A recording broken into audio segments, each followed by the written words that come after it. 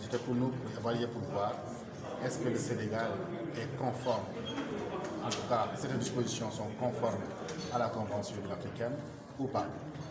Dans le fond, il est revenu fondamentalement, comme on le sait souvent, le Sénégal ratifie beaucoup de dispositions. Du point de la répression, il y a quand même pas mal de dispositions du point de vue d'infractions qu'on retrouve au Sénégal, que ce soit sur l'enrichissement illicite, que ce soit le recel, que ce soit le détournement des deniers publics, que ce soit le trafic d'influence. Il y a pas mal d'infractions que l'État du Sénégal a bel et bien rendu conforme par rapport à la Convention de l'Union africaine. Et cela également va de soi au niveau de la prévention.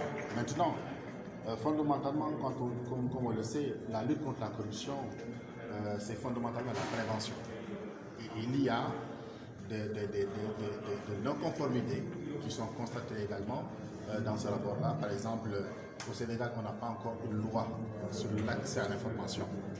Bien qu'on a entendu tout récemment, on l'encourage, le secrétaire général, le secrétaire d'État aux droits humains, dire que le Sénégal est en train de travailler pour faire adopter en Conseil des ministres une loi sur l'accès à l'information. On encourage le gouvernement dans ce sens-là.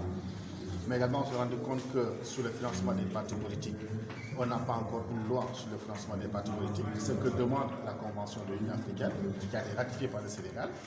Mais il y a également certaines dispositions qui sont transposées au Sénégal, mais qui contiennent un certain nombre d'insuffisances ou bien de faiblesses. Par exemple, c'est la loi sur la déclaration du patrimoine.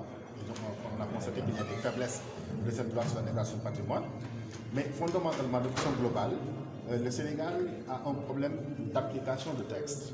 Il y a une panoplie de textes également qui est prise en finances publiques, en matière de lutte contre la corruption. On a mis en place des organes, mais on se rend compte que de plus en plus, il y a des difficultés d'application de ces textes. C'est ce qui ressort fondamentalement de l'étude qui est produite aujourd'hui. Est-ce que vous pensez que ce sera une tâche aussi facile comme vous le prétendez?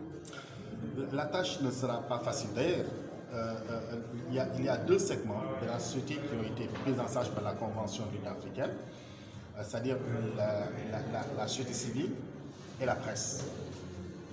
Nous pensons fondamentalement, pour amener le gouvernement à se conformer de façon effective à la Convention de l'Union africaine, il faut davantage que la société civile continue son travail, mais également les médias également continuent le travail. Maintenant, le travail des médias et de la justice civile sera fondamentalement pour les médias un travail d'investigation, un travail également de contrôle de l'action publique.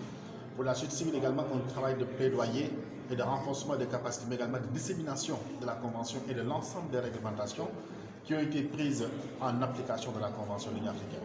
Donc la tâche ne sera pas facile. D'ailleurs, c'est la raison pour laquelle aujourd'hui on a appelé les femmes pour essayer de les mettre en avant dans le plaidoyer pour que l'État du Sénégal, enfin, puisse aller dans le sens d'adopter un certain nombre de textes pour se conformer de façon effective à la Convention de l'Union africaine de prévention et de lutte contre la corruption.